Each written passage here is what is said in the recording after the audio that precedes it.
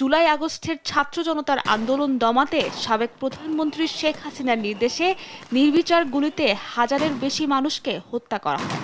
শেখ হাসিনার নির্দেশ বাস্তবায়ন এবং সরাসরি পরিকল্পনার সাথে যুক্ত ছিলেন আওয়ামী লীগের প্রভাবশালী নেতারা, যাদের বিরুদ্ধে একাধিক হত্যার অভিযোগ জমা পড়ে ট্রাইব্যুনালে, যাদের বিচারে পুনর্গঠন করা হয় আন্তর্জাতিক অপরাধ ট্রাইব্যুনাল। সংস্কার করে হাইকোর্টের পুরাতন ভবনটিকে নেওয়া হয় নতুন রূপে।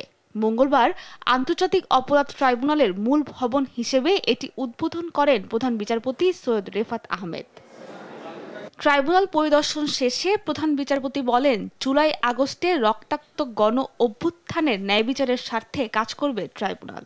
এই জাতি অনেক আশা নিয়ে আকাঙ্ক্ষা নিয়ে এই আইসিটির দিকে তাকিয়ে আছে।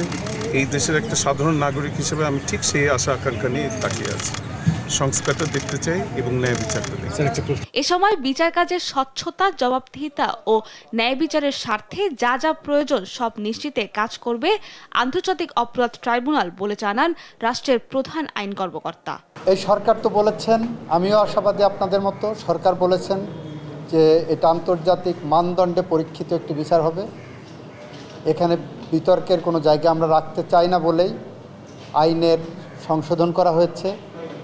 কনসালটেশনের বেসিসে আইন সংশোধন করা হয়েছে এখানে, এবং সেখানে যা যা প্রয়োজন একটি নিরপেক্ষ, স্বচ্ছ, জবাবদিহিতামূলক এবং ন্যায় বিচার প্রতিষ্ঠা করার জন্য যা যা প্রয়োজন তা সবই এখানে নিশ্চিত করা হবে বলে আমি প্রত্যাশা করি। গত 17 অক্টোবর শেখ হাসিনা সহ 46 জনের বিরুদ্ধে মানবতাবিরোধী অপরাধের অভিযোগে গ্রেফতারি পরোয়ানা জারির মধ্য দিয়ে আন্তর্জাতিক অপরাধ ট্রাইব্যুনালের বিচারিক কার্যক্রম শুরু হয়।